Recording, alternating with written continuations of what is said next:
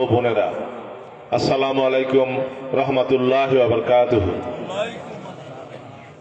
মালাবাড়ি ধুমপাড়া মসজিদ ও যুব সমাজের উদ্যোগে 2 দিন ব্যাপী মাহফিলের আজকে শেষ অর্থাৎ দ্বিতীয় দিন। এখানে আমাকে যারা দাওয়াত দিয়েছেন তাদের প্রতি কৃতজ্ঞতা জানাচ্ছি। 2টি কথা বলার সুযোগ দিয়েছেন সেই জন্য ধন্যবাদ জানাচ্ছি। আর দুঃখ প্রকাশ করছি, যিনি এখন বক্তব্য রাখছেন প্রধান বক্তা জয়নুল আবেদিন জিহাদি, চমৎকার সুরেলা কণ্ঠে মনের মাধুর্য মিশিয়ে তিনি আল্লাহ তাআলার গুণগান গাচ্ছিলেন, নবীজির প্রশংসা করে বিভিন্ন তিনি ইসলামী সঙ্গীত পরিবেশন করছেন। শুনতে খুব ভালো লাগতেছিল। তারপরেও মাঝখানে আমাকে সুযোগ দিয়েছেন, এই জন্য কৃতজ্ঞতা। আপনারা তো সবাই আমাকে চিনেন নাকি? না নতুন করে বলবো? নতুন করে বলার হলো যে আমার মনোনয়ন পত্রতে একটু ত্রুটি হয়েছে।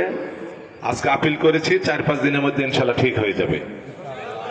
যারা আমাকে ভোট দেওয়ার জন্য ইচ্ছা পোষণ করেছেন তারা সেই ইচ্ছাতেই থাকেন। আর যারা এখনো ইচ্ছা পোষণ করেন নাই, এলাকার সন্তান, গ্রামের সন্তান হিসাবে মোহাম্মদ আলীকে আগামী 12 তারিখে একটা ভোট দেওয়ার দয়া করে ইচ্ছা পোষণ করবেন।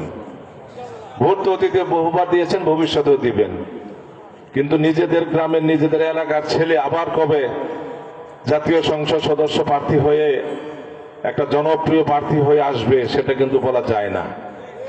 সরকার শহীদকে নিয়ে আমাদের ইচ্ছা ছিল, তিনি নাই। মন্টু সাহেবকে নিয়ে একবার চেষ্টা করেছিলাম, আমরা ব্যর্থ হয়েছি। 3য়বার মোহাম্মদ আলী এসেছে। আশা করি সকলের প্রচেষ্টায় এবার মোহাম্মদ আলী ব্যর্থ হবে না, আপনাদের চেষ্টা ইনশাআল্লাহ ব্যর্থ হবে না।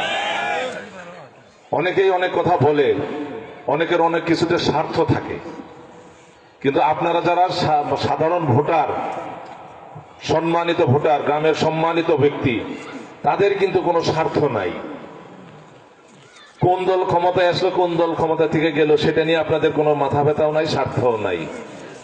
কিন্তু স্বার্থ আছে যারা জড়িত, তারা নানান কথা বলে, নানান কিছু বোঝানোর চেষ্টা করে। কিন্তু আপনারা একটা বুঝবেন যে দূরের বন্ধুর থেকে কাছের শত্রু ভালো।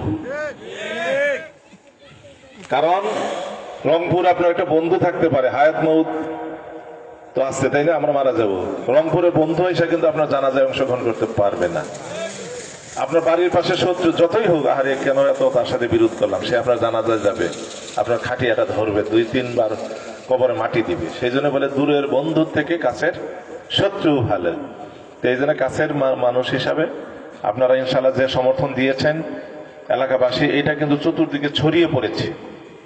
আপনি ধনবাড়িতে যান, আপনি পূর্ব দিকে গারোবাজার যান, পশ্চিম দিকে সোলাগুড়ি যান, একই রকম কথাই শুনবেন। আপনারা তো নিজেরা বিভিন্ন এলাকায় যান, বিভিন্ন কাজে শোনেন, দেখবেন একই রকম। আমাকে তারা ভোট দেওয়ার জন্য একটা ইচ্ছা পোষণ করে আছে ইনশাল্লাহ। কিন্তু ঘরের মানুষ যদি আমার ঠিক না থাকে, তাহলে আবার বাইরে গিয়ে আমি আবার লজ্জায় পড়বো। তা আমি যেন লজ্জায় না পড়ি, আমার গ্রাম, আমি তো ভোট দিব এই মালাবাড়ি ভোট কেন্দ্রেই, এটা আমার ভোট কেন্দ্র। আপনারা যেখানে দিবেন আমি সেখানেই দিব। তো ইনশাল্লাহ আমার অনেক স্বপ্ন আছে, এলাকার উন্নয়ন করা, জনগণের সুযোগ সুবিধা বৃদ্ধি করা, শিক্ষার মান উন্নয়ন, অনেক কথা, অনেক চিন্তা আছে। ইনশাল্লাহ যদি আল্লাহ কবুল করে সেগুলা বাস্তবায়ন করার চেষ্টা করব, এবং ইনশাল্লাহ বাস্তবায়ন করা সম্ভব। কারণ আমার সকল চিন্তা, সকল পরিকল্পনা হলো বাস্তবসম্মত, সেটা ইনশাল্লাহ করবো। তো আপনারা ভালো থাকবেন, সুস্থ থাকবেন, আপনাদের দোয়ার সাথে আমাকে রাখবেন। আর আমার জন্য যেখানেই যান আমার কথাটা বলবেন।